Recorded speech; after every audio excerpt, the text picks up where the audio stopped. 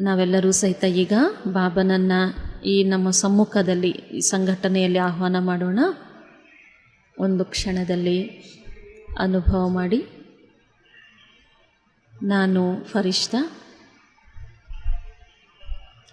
ಆಕಾಶಕ್ಕಿಂತಲೂ ಎತ್ತರದಲ್ಲಿ ಸೂಕ್ಷ್ಮ ಲೋಕದಲ್ಲಿ ತಮ್ಮನ್ನು ತಾವು ಮೇಲೆ ನೋಡ್ಕೊಳ್ಳಿ. ತಮ್ಮ ನಾಲ್ಕು ಕಡೆನೂ ಸಹ ನೋಡ್ಕೊಳ್ಳಿ. ಹಾಲ್ ಬೆಳಕು ಹರಡಿದೆ.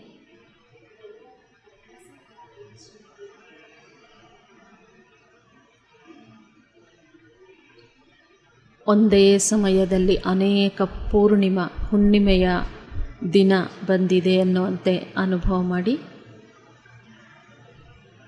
ಇಲ್ಲಿ ಪರಮಾನಂದವಿದೆ.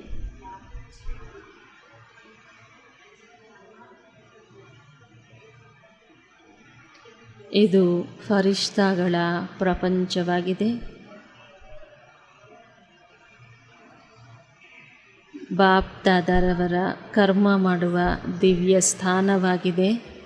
ಭಗವಂತನ ಕರ್ಮಕ್ಷೇತ್ರವಾಗಿದೆ. ಸಮ್ಮುಖದಲ್ಲಿ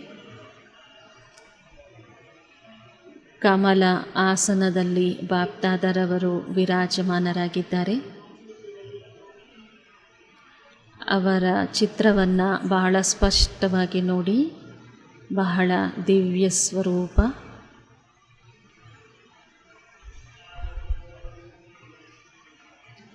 ನಾಲ್ಕು ಕಡೆಯೂ ಬಹಳ ತೇಜಸ್ವಿಯಾದಂತಹ ಮುಖಮಂಡಲವಿದೆ.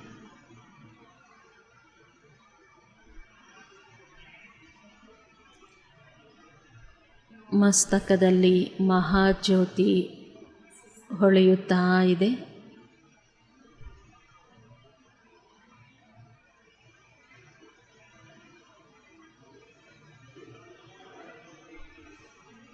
ಬಾಬಾ ನನಗೆ ದೃಷ್ಟಿ ಕೊಡ್ತಾ ಇದ್ದಾರೆ.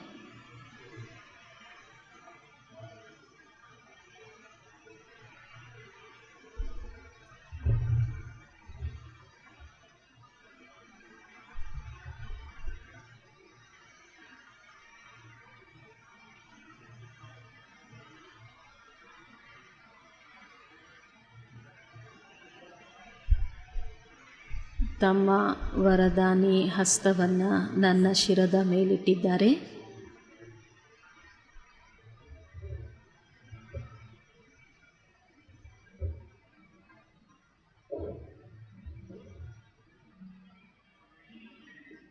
ಇವರು ಅವರೇ ಆಗಿದ್ದಾರೆ.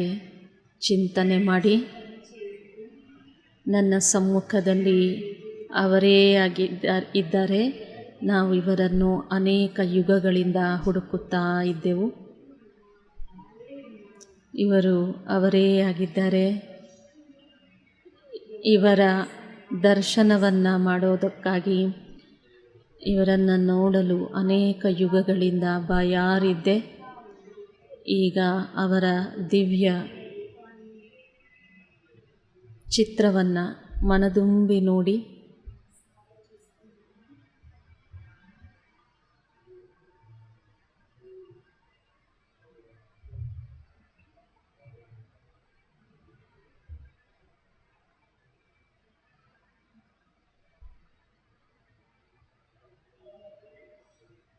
ಬಹಳ ಪ್ರೀತಿಯಿಂದ ಬಾಬನನ್ನು ಆಮಂತ್ರಣ ಮಾಡಿ, ಬಾಬಾ, ನಾವು ಬಹಳ ದೂರದಿಂದ ತಮ್ಮ ಬಳಿ ಬಂದಿದ್ದೇವೆ.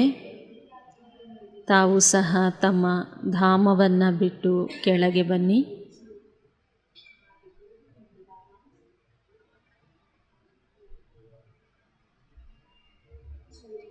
ಬಾಪ್ ದಾದಾರವರು ಇಬ್ಬರೂ ಸಹಿತ ಕೆಳಗಿಳಿತಾ ಇದ್ದಾರೆ.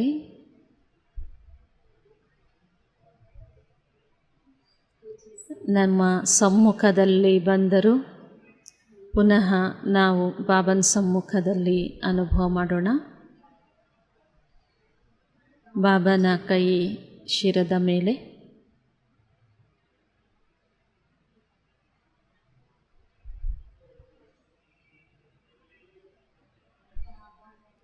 ದೃಷ್ಟಿಯನ್ನು ಕೊಟ್ಟು ಬಾಬಾ ತಮ್ಮ ಧಾಮಕ್ಕೆ ವಾಪಸ್ ಹೊರಟು ಹೋದರು. ಓಂ ಶಾಂತಿ.